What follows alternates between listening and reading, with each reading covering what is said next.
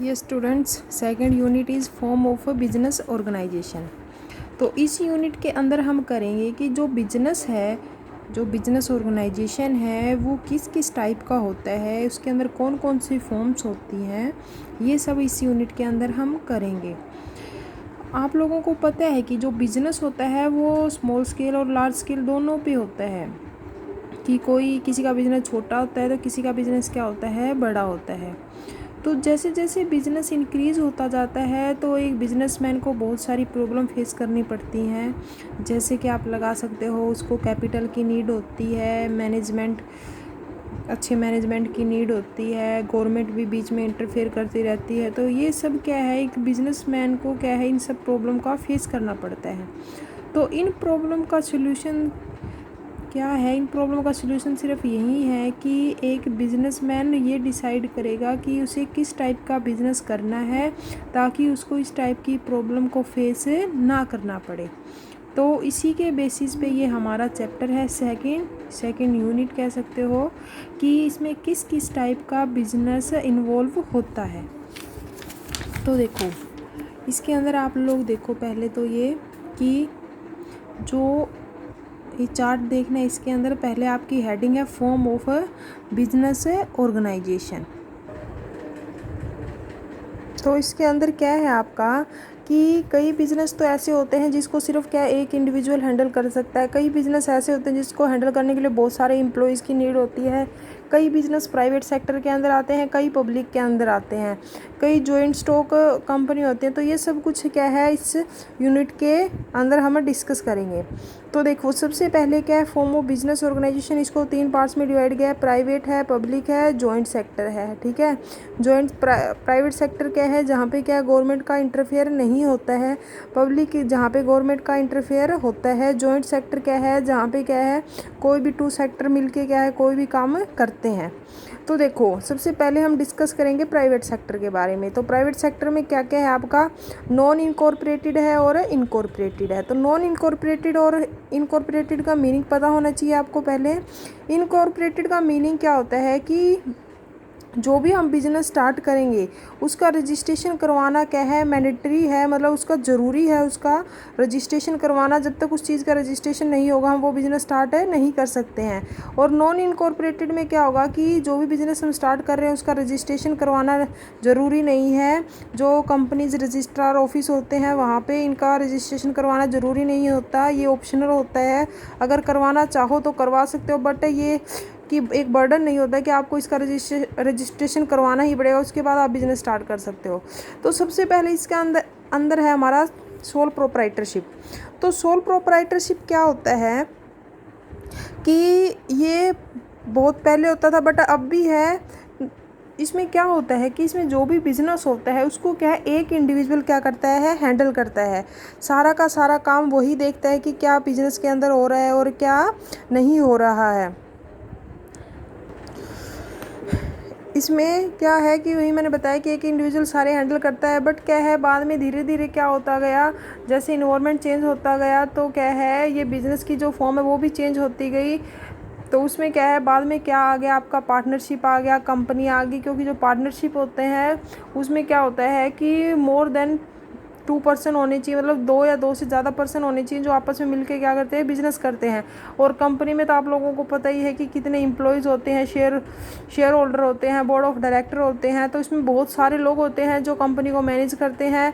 Partnership में भी क्या होते हैं, 2 या मोर पर्सन क्या है जो भी उन्होंने बिजनेस स्टार्ट कर रखा है उसको क्या करते हैं, मैनेज करते हैं। बट सोल प्रोप्राइटरशिप के अंदर क्या होता है, सिर्फ एक ही इंडिविजुअल क्या करता है, मैनेज करता है। जैसे मैं आपको एग्जांपल देती हूँ इसको, जैसे क्या है, कोई जैसे आप लगा सकते हो किसी का पार्लर है, ठीक है, या कोई क्या है स्वीट बेकर है। तो ये सब क्या होते हैं आपके, सॉरी, स्वीट मेकिंग और बेकरी वाले, ये सब किसके अंदर आते हैं, आपके सोल प्रोप्राइटरशिप के अंदर आते हैं। तो इसमें देखो, जैसे कि मैंने आपको बताया कि इसमें एक इंडिविजुअल क्या है बिज़नेस को हैंडल करता है, वो क्या है कैपिटल लगाता है, मतलब पैसा लगाता है, और बिज़नेस को क्या करता है, मैनेज करता है, अपने आप मैनेज करता है।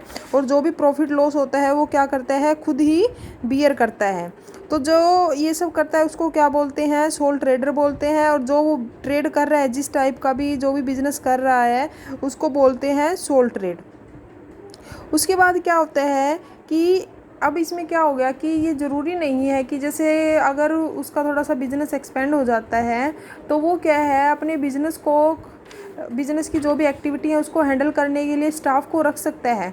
बट क्या है जो मेन होगा वो सिर्फ एक ही इंडिविजुअल होगा, वही उसका ओनर होगा, वही उसको डायरेक्ट करेगा। बट क्या है अपनी हेल्प के लिए क्या है वो और एम्प्लॉयज़ को क्या कर सकता है, हायर कर सकता है। अब देखो आगे आपका क्या है इसका, हाँ फीचर्स हैं सोल प्रोप्राइटरशिप की। तो सबसे पहले क्या है, इंडिविजुअल ओनरशिप, वही है सेम मैंने आपको पीछे बताया है कि इसमें सिर्फ क्या होता है एक ही इंडिविजुअल की क्या होती है, ओनरशिप होती है।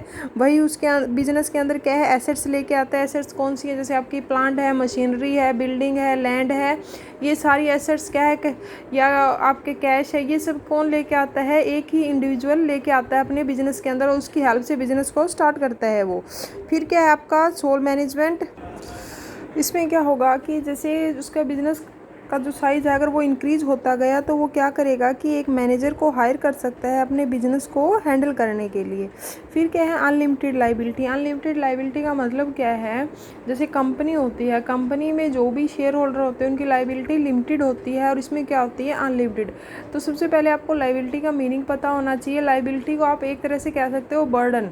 जैसे क्या है अगर आपने किसी से पैसा लिया है तो अब आपके ऊपर ये बर्डन बन गया है कि आपको उसके पैसे देने पड़ेंगे, आपकी ये लाइबिलिटी है। जैसे बैंक से आप लोन लेते हो तो ये भी आपकी क्या है लाइबिलिटी, आपको लोन क्या करना पड़ेगा, पे करना पड़ेगा। तो इसमें क्या होता है कि जैसे कि एक ही इंडिविजुअल क्या करता है, सारा बिजनेस हैंडल करता है, तो जो भी उसको लॉस वगैरह होता है उसको अकेले को क्या करना पड़ता है, बियर करना पड़ता है।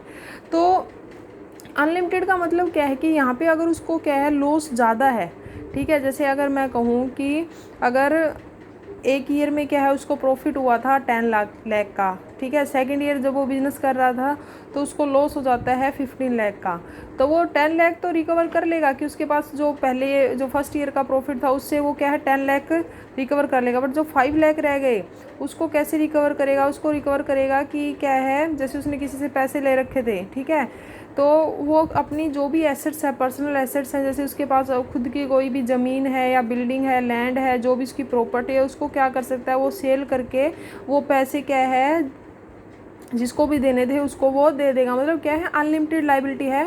अनलिमिटेड का मतलब क्या है, वो अपनी पर्सनल एसेट्स को भी यूज़ कर सकता है, जो भी उसको लॉस होता है या लोगों को पैसे देने हैं जो उसकी लाइबिलिटी है उसको पे करने के लिए। फिर क्या है freedom in selection of business. इसमें क्या होता है, फ्रीडम होता है कि आप क्या है जो बिज़नेस को है ईजिली क्या कर सकते हो, सिलेक्ट कर सकते हो। किसी का भी क्या है आपके ऊपर कोई प्रेशर नहीं है कि आपको क्या है यही बिज़नेस क्या करना है, सिलेक्ट करना है, तो आप अपनी मर्ज़ी से क्या है कोई भी बिज़नेस की जो भी फॉर्म उसको क्या कर सकते हो, सिलेक्ट कर सकते हो। सीक्रेसी क्या है, इसमें तो ऑटोमेटिकली सीक्रेसी रहेगी क्योंकि सारा का सारा जो भी बिज़नेस की एक्टिविटी है एक ही इंडिविजुअल हैंडल करता है, सारा का सारा जो भी लेना देना होता है बिज़नेस के अंदर, तो जो भी इन्फॉर्मेशन होती है वो सिर्फ उस इंडिविजुअल तक ही सीमित रहती है, मतलब उसके पास ही रहती है सारी की सारी इन्फॉर्मेशन, और एम्प्लॉयज़ में क्या है वो इन्फॉर्मेशन नहीं जाती है। फिर क्या है no separate legal entity of the business. तो अब इसमें क्या है, पहले मैं एक आपको कंपनी का एग्जांपल दूंगी फिर आपको ये क्लियर होगा। तो इसमें ये बोला है कि जो बिज़नेस है और जो सोल प्रोप्राइटर है, ठीक, जो सोल ट्रेडर है, वो क्या है अलग नहीं है, वो एक ही है। कैसे, जैसे कंपनी है, आप कंपनी का एग्जांपल लो तो जो कंपनी होती है और जो उसकी मैनेजमेंट होती हैं, ठीक है, मैनेजमेंट में उसके जो बोर्ड ऑफ डायरेक्टर होते हैं वो क्या अलग अलग होते हैं। जैसे क्या अगर कंपनी ने फ्रॉड कर दिया आपके साथ तो जो भी हमेशा आप अगर केस करोगे तो वो कंपनी के नाम से करोगे, ना कि उनके जो बोर्ड ऑफ डायरेक्टर है मैनेजमेंट के अगेंस्ट केस करोगे। तो हमेशा आप केस करोगे तो ये कहोगे कि इस कंपनी ने क्या है मेरे साथ क्या किया, फ्रॉड किया है। तो बट इसमें क्या है, तो मतलब उसमें क्या होता है कंपनी और जो मैनेजमेंट होते हैं वो सेपरेट होते हैं, एक नहीं होते हैं। बट इसके अंदर जो भी बिजनेस है और जो भी सोल ट्रेडर है वो दोनों ही क्या है, एक है। तो अगर आपके साथ कोई फ्रॉड करता है तो आप जो सोल ट्रेडर है उसके अगेंस्ट क्या कर सकते हो, केस कर सकते हो। फिर क्या है अनडिवाइडेड रिस्क, मतलब इसमें जो रिस्क है वो अनडिवाइडेड है। एक तो डिवाइडेड कैसे होगा कि अगर आप क्या है दो या दो से ज़्यादा पर्सन बिजनेस कर रहे हो तो जो रिस्क है वो डिवाइड हो जाएगा आप लोगों में। बट इसमें क्या है एक ही इंडिविजुअल बिजनेस को हैंडल कर रहा है तो वो जो रिस्क है उस सारा का सारा रिस्क उसी को बियर करना पड़ेगा, वो डिवाइड नहीं कर सकता और किसी के अंदर। फिर क्या है suitable for some special form of business, मतलब ये फॉर्म किस किस टाइप के बिज़नेस के लिए ठीक रहती है, जैसे कि मैंने पीछे बताया था आपको, जैसे स्टिचिंग है, स्वीट मेकिंग है, कोई ब्यूटी पार्लर है, बेकरी है, इन सब के लिए क्या रहती है, ये बिज़नेस की फॉर्म क्या है, सूटेबल रहती है, मतलब ठीक रहती है।